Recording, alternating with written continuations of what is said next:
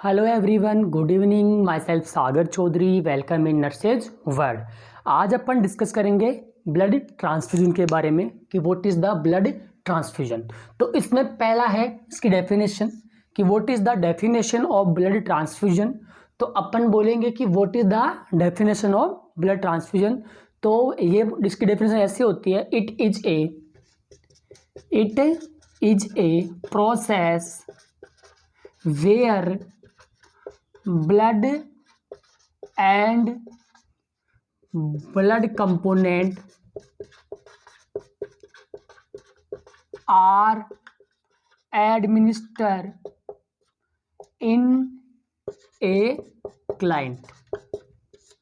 मतलब ये हुआ कि ब्लड या ब्लड के कंपोनेंट को अपन किसी भी पेशेंट के अंदर ट्रांसफ्यूजन करते हैं तो उसको वो क्या कहलाता है, ब्लड ट्रांसफ्यूजन कहलाता है। क्या बोलना है, it is a process where blood and blood component are administered in a client is called blood transfusion. Then after purpose, what is the purpose of the blood transfusion. तो blood transfusion के purpose क्या क्या हो सकते हैं।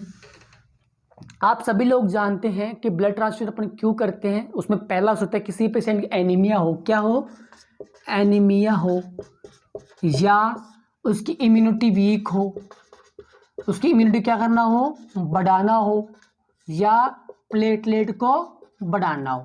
तो ये तीनों काम हो सकते हैं किसी भी इंडिविजुअल के अंदर। किसके लिए, ब्लड ट्रांसफ्यूजन के लिए।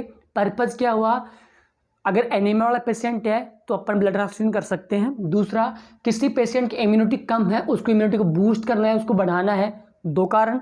और तीसरा, किसी पेशेंट की प्लेटलेट कम हो तो वो अपन चढ़ा सकते हैं। तो क्या करेंगे, प्लेटलेट की पूर्ति कर सकते हैं। जैसे डेंगू का पेशेंट होता है उसको अपन क्या लगाते हैं, प्लेटलेट लगाते हैं। इसके बाद बात करें कंपोनेंट की कि what is the component of blood transfusion. तो कंपोनेंट के अंदर आपको ये बोलना है, पहला आरबीसी, दूसरा डब्ल्यूबीसी, तीसरा प्लेटलेट्स, चौथा कोलोइड, और पांचवा होल ब्लड। तो ये इसके क्या होते हैं, कंपोनेंट होते हैं। क्या होते हैं, कंपोनेंट। कोई पूछे आपसे कि कंपोनेंट ऑफ ब्लड क्या होते हैं, तो पहला आरबीसी, डब्ल्यूबीसी, प्लेटलेट, कोलोइड्स और होल ब्लड, मतलब पूरा ब्लड। तो ये इसके कंपोनेंट होते हैं। आपने पढ़ा डेफिनेशन, पर्पज और कंपोनेंट। अब इसके आगे अपन डिस्कस करते हैं आरबीसी के बारे में। पहला कंपोनेंट अपना, तो आरबीसी क्या होती है, आरबीसी रेड ब्लड सेल होती है। इसको अपन पैक्ड सेल भी बोल के चल सकते हैं। क्या होती है, पैक्ड सेल भी बोल सकते हैं, और आरबीसी को रेड ब्लड सेल भी बोल सकते हैं, और क्या बोल सकते हैं, एथ्रोसाइट सेल भी बोल सकते हैं। उसके बाद बात करें कि इसकी लाइफ स्पान कितनी हो, मतलब इसका जीवन काल कितना होता है। तो जीवन काल इसका होता है 80 to 120 डेज। कितना होता है, 80 to 120 डेज होता है। 80 होता है चाइल्ड के अंदर या न्यूबॉर्न के अंदर होता है, और ये किसमें होता है, अडल्ट के अंदर होता है। वही बात करें से इसका फंक्शन क्या है, तो सभी को पता है कि आरबीसी के अंदर एक हीमोग्लोबिन होता है, और हीमोग्लोबिन क्या करता है, ऑक्सीजन को कैरी करता है। तो इसका फंक्शन क्या हो गया, कैरी या ऑक्सीजन कैरी कैपेसिटी होती है किसकी, आरबीसी की। उसके बाद बात करें सर इसका इंडिकेशन क्या है, तो इंडिकेशन किसका, कि आरबीसी किस पेशेंट पे अपन लगाते हैं उसको अपन इंडिकेशन बोलते हैं। तो आरबीसी उस पेशेंट में लगाते हैं जिसके अंदर एनीमिया हो, क्या हो, एनीमिया हो। एनीमिया समझते हैं, ब्लड के अंदर आरबीसी या अपन बोले हीमोग्लोबिन की कंसंट्रेशन कम हो जाए, उसको अपन क्या बोलते हैं, एनीमिया बोलते हैं। मेनली ये 12 ग्राम पर डीएल से कम हो जाए तो क्या कहलाता है, एनीमिया कहलाता है। तो सर एनीमिया वाले कंडीशन में अपन क्या देते हैं, किसी पेशेंट को आरबीसी पर ट्रांसफ्यूजन कर सकते हैं। तो एनीमिया के अंदर most common type of anaemia क्या होता है, तो most common type of anaemia होता है आयरन डेफिशिएंसी एनीमिया। और कोई आपसे पूछे, ये क्वेश्चन है, कोई आपसे पूछे कि आयरन डेफिशिएंसी एनीमिया का मोस्ट कॉमन साइन और सिम्टम्स क्या है, तो आपको बोलना है लेथार्जी। क्या बोलना है, lethargy is the most common sign और symptoms of iron deficiency anaemia. और iron deficiency anaemia is the most common type of anaemia in India, ये ध्यान रखना। 2 क्वेश्चन बने हैं यहाँ से, मैंने बता दिया आपको। अब बात करें सर हीमोग्लोबिन ऑफ पेशेंट, कि हीमोग्लोबिन किस आधार पे अपन डिसाइड करेंगे सर किसको ट्रांसफ्यूजन करना है किसको नहीं करना।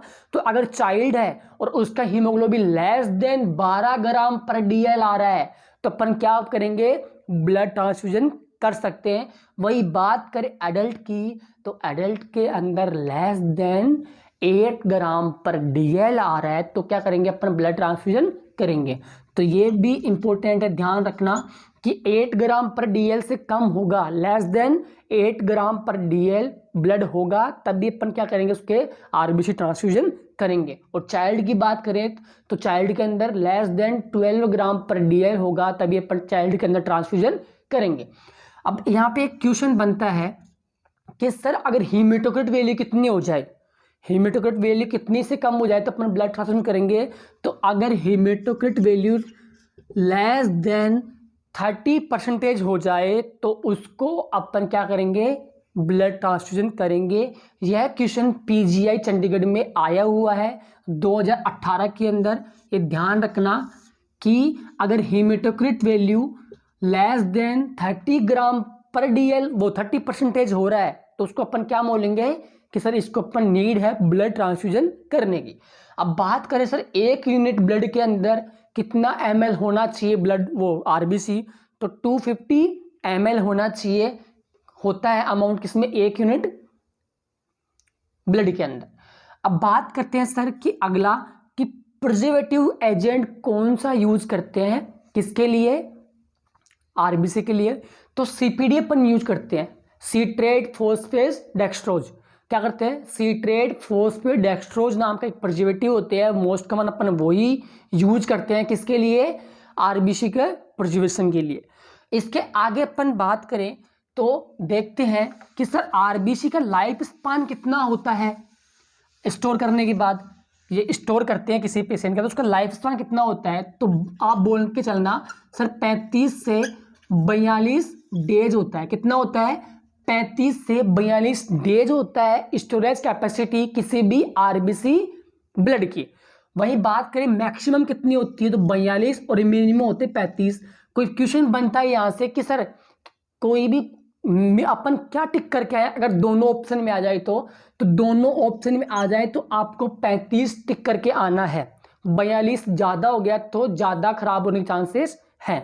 तो 35 अपन सेफेस्ट पॉइंट मानते हैं कि 35 डेज कम से कम और मैक्सिमम 42 डेज।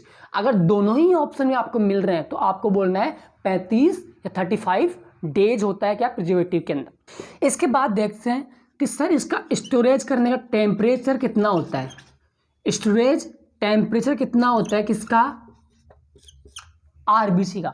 तो जो RBC का स्टोरेज टेम्परेचर होता है वो होता है 2 to 6 डिग्री सेल्सियस। ये ध्यान रखना, ये बहुत बार पूछा गया क्वेश्चन है, हर लाइन इंपॉर्टेंट है जो मैं बता रहा हूं आपको कि 2 to 6 डिग्री सेंटीग्रेड होता है किसी भी ब्लड RBC को स्टोरेज करने के लिए। अगर क्वेश्चन यहाँ बनता है कि यहाँ पे क्या हो गया तो इसके एवरेज की बात करूं तो आप ऐसे बोल सकते हो 2 to 4 डिग्री सेंटीग्रेड। ये दोनों ही ऑप्शन सही हैं, ज़्यादा ऑप्शन ये सही है 2 to 4 डिग्री सेंटीग्रेड। इसके आगे अपन डिस्कस कर रहे हैं RBC के अंदर ही कि RBC का जो ट्रांसफ्यूजन टाइम है वो कितना होता है। तो RBC का ट्रांसफ्यूजन टाइम की अपन बात करें तो 2 to 4 आवर होता है, तो इसके ऊपर एवरेज बोल सकते हैं 3 आवर्स। 3 घंटे के अंदर अपन उसका एवरेज निकाल सकते हैं कि एक जो ब्लड यूनिट है RBC ब्लड यूनिट है एक, उसको अपने को 2 से 4 घंटे अपन दे सकते हैं। उसका एवरेज की बात करें तो 2 और 4 का एवरेज होता है 3, तो 3 आवर्स में अपने को देना होता है। वही बात करें कि सर आपको पर आवर कितना ml दे सकते हैं तो 80 to 100 ml पर आवर अपन दे सकते हैं। तीसरी बात करें पर मिनट कितना देंगे तो 1 to 2 ml पर मिनट देंगे। वही बात करें कि सर ड्रॉप के अंदर कितना देंगे तो जो फर्स्ट 15 मिनट होती है ना, पहली 15 मिनट वो होती है क्रिटिकल मिनट होती हैं, क्योंकि उसके अंदर क्या होता है ब्लड ट्रांसफ्यूजन रिएक्शन भी हो सकती है। तो इसलिए अपन फर्स्ट जो 15 मिनट है उसके अंदर स्लो रेट से अपन ब्लड ट्रांसफ्यूजन करते हैं और आफ्टर द 50 मिनट अपन थोड़ा एवरेज रेट से अपन ब्लड ट्रांसफ्यूजन करते हैं। तो जो पहली 15 मिनट है उसके अंदर अपन 10 to 20 ड्रॉप पर मिनट अपन देते हैं in first 50 minute, then after 25 to 40 drop पर मिनट देते हैं अपन आफ्टर द 15 मिनट। तो ये था अपना क्या, ट्रांसफ्यूजन टाइम। याद रहे कि कोई भी आरबीसी है, आरबीसी का जो भी यूनिट है, एक यूनिट को लगभग 2 से 4 घंटे में दे देना चाहिए। अगर आप मोर देन 4 आवर्स लेते हैं तो क्या हो सकता है, वो हो सकता है क्या, सेप्टिसेमिया। क्या हो सकता है रे, सेप्टिसेमिया हो सकता है, मतलब इन्फेक्शन और इन्फ्लामेशन इनटू ब्लड हो सकता है। ये भी बहुत ज़्यादा डेंजरस कंडीशन है। वहीं बात करें आप लेस देन 2 आवर्स ले रहे हो तो उसमें क्या हो सकता है, कार्डियक ओवरलोड। क्या हो जाएगा, कार्डियक ओवरलोड हो जाएगा। तो दोनों ही कंडीशन खराब होती हैं। कार्डियक ओवरलोड होगा तो क्या होगा, आपको पता है बीपी बढ़ेगा, ब्लड वॉल्यूम बढ़ेगा, कार्डियक ओवरलोड बढ़ेगा, कंजेस्टिव कार्डियक फेलियर होने के चांसेस बढ़ जाते हैं। तो इसलिए कम टाइम में भी नहीं देना चाहिए, मतलब लेस देन 2 आवर में नहीं देना चाहिए, ब्लड ट्रांसफ्यूजन नहीं करना चाहिए। वही बात करें कि मोर देन 4 आवर के अंदर भी नहीं करना चाहिए, क्योंकि क्या हो सकता है, ब्लड के अंदर इन्फेक्शन हो सकता है और वो क्या करवा सकता है, पेशेंट के अंदर सेप्टिसेमिया करवा सकता है। अपन ने पढ़ा आरबीसी के बारे में कंप्लीटली, इसके आगे अपन पढ़ेंगे नेक्स्ट क्लास में। आज के लिए इतना ही। Thank you for watching this video.